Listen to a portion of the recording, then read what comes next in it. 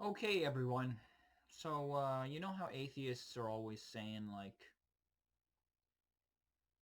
at least I don't believe in the tooth fairy. Mm. At least I don't believe in Santa Claus anymore. But you theists, you all believe in a magical sky daddy. Right? They're always saying stuff like that. Well, it's funny because, yeah, we do. We believe in a magical sky daddy. God uses magic because we can't explain how he does what he does. But if we knew how he did what he did, it wouldn't become magic anymore. It would become science. But now, so that's one thing that the theists believe is magical. God, right? That's like the only thing that theists believe are magical. But atheists believe in three things that are magical. Okay? The first one is obvious. They believe that a random universe created all the order and beauty that we see around us. And they have some, scientific babble to try to explain how a random universe that is, essentially that's nothing could give birth to something. They've got a lot of scientific babble. They get into all quantum physics and all this stuff. It just doesn't make sense. Okay. Nothing, absolute nothing, is like zero consciousness. It's total unconsciousness. It's like the way you feel when you go to sleep. That's what nothingness would be, right? Now, how do you get something out of that state of existence? Out of sleeping, how do you just, you know, randomly burst forth the universe? That's kind of weird. All right. That's quite magical of a belief that atheists have. All right. Now the second thing is they don't question what happened to all of our ape ancestors. Okay? If they say that, atheists say that we evolved from apes, well, they have some, you know, fossils of apes, like 6 or 7 different ape species that are our ancestors. And what happened to them all? They all went extinct somehow. And yeah, atheists can say, oh, that's just a process of extinction and a process of natural selection. Species grow and develop, and then the old species die off. Yeah, well, okay. How do 6 or 7 ape species die off? It's not that hard to be an ape. You just eat leaves in the woods. You eat some leaves and you eat some bananas or whatever. And you'll stay alive. What could cause you to go extinct? And not only cause you, the ape, to go extinct, but 6 or 7 of ape species to go extinct. I don't know. It's just weird. Okay? So, atheists don't question that. In other words, they believe in the flying ape monster. Because that's the only way to explain it. You see? The only way to explain all these ape species dying is that there's a flying ape monster in the sky. And he swoops down to the ground. And he gobbles up all the ape species. Except for the ones that are in Africa right now. And except for the human beings. Yeah. For some reason, he's got a thing for the other ape species, but not for the current ones and not for human beings. Yeah. So, atheists believe in the flying ape monster. They say we believe in the flying spaghetti monster, which is just God, right? That's our one magical belief. But here's magical belief number 2 for the atheists, the flying ape monster. Okay? Random universe makes all this order and beauty. That's magical belief number 1. Magical belief number 2, flying ape monster. All right, and now next.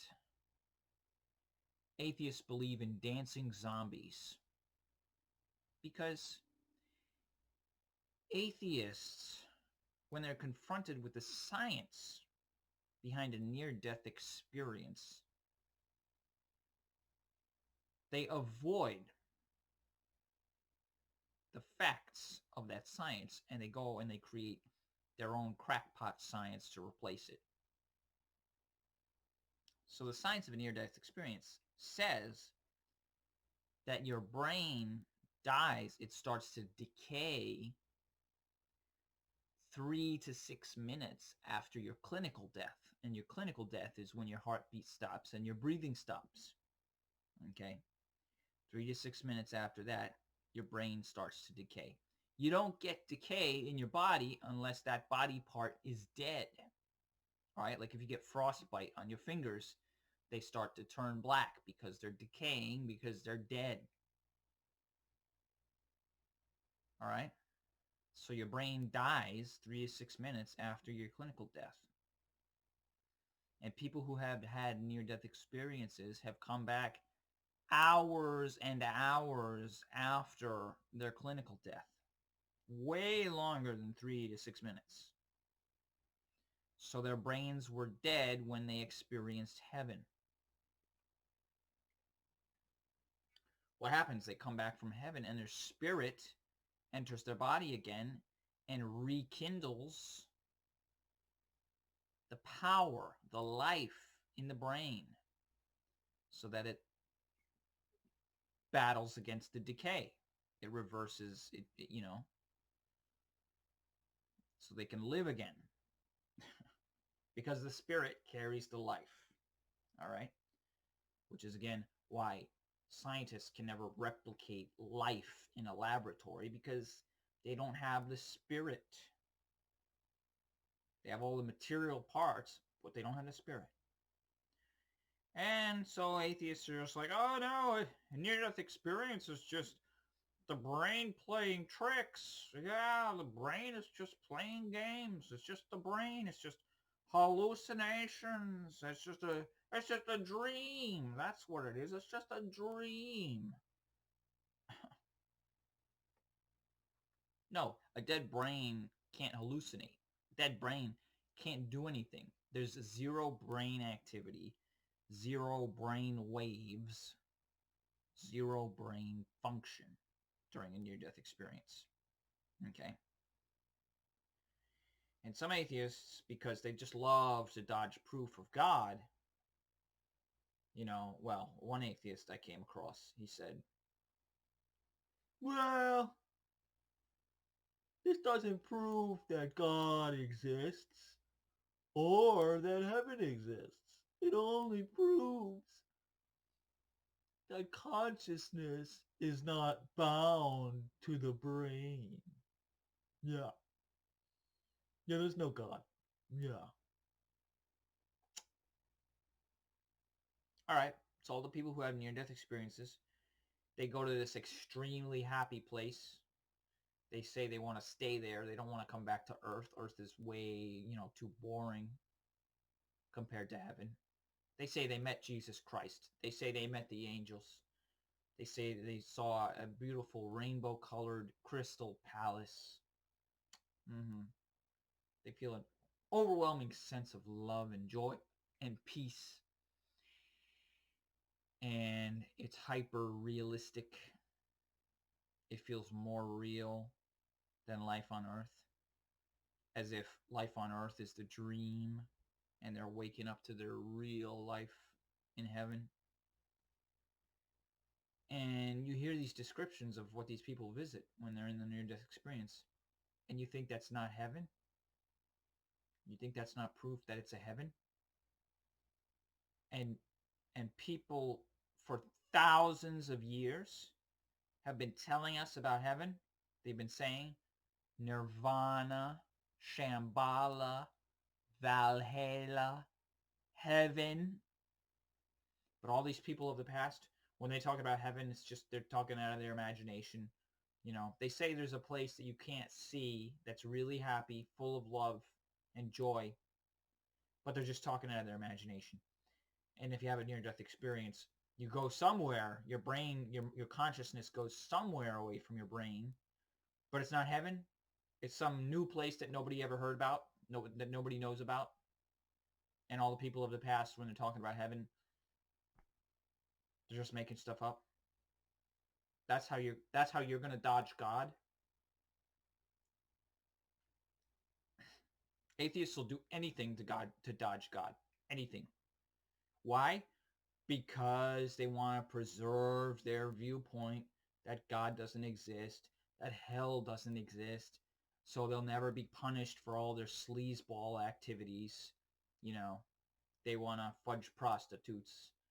They want to fudge more than one person before marriage.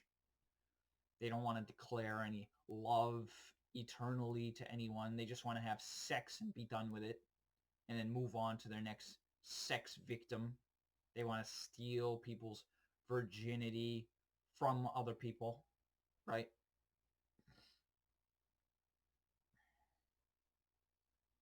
I mean, what if I really loved a girl and I wanted her to be a virgin? But I get to know her and I realize that some dude fudged her and then he left her to go fudge some other woman. She was spoiled. She was spoiled by some jerk. And that's what you're doing when you're having promiscuous sex. You're just stealing people's virginity. And you think that's okay. You think, oh, it's consensual. That's consensual. We're adults. Yeah. We're good people. Yeah. And then because you want to preserve that lifestyle, well, you hate God. You hate God. You don't like him. So proof of God comes along and you got to find some way to say, oh, it's not really proof. No, it's not really proof of God. No.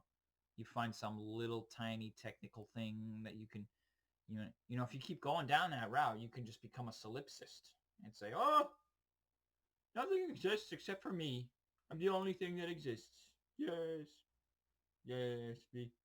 God can look me in the face and it doesn't matter. And he can speak to me and he can do whatever he wants to me to prove that he exists. But no, he doesn't exist because it's all in my head. It's all me. It's all me. I'm the only thing that exists. Yeah. That's what happens if you want to dodge all the proof.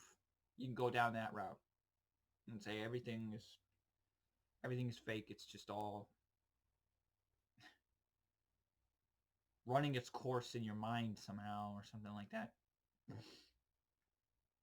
That's the atheist way of life. Dodge the proof. So, anyway, the atheists are the ones that believe in three magical things, right? Random universe, giving birth to all the order and beauty that we see, the flying ape monster, coming to enjoy his ape meals, and of course the dancing zombies, just a dead brain that's actually not dead, it's somehow alive and it's somehow playing tricks. Yeah. So the atheists are the ones frolicking with the fairies and the leprechauns, okay, not the theists. The atheists always like to say, oh, you like the unicorns and the fairies and the Santa Claus and the tooth fairy and the blah, blah, blah, blah, blah. No, that's you, man. You, the atheist. You believe in three magical things. Okay, you are frolicking with the fairies. All right? Oh, hey, little butterfly.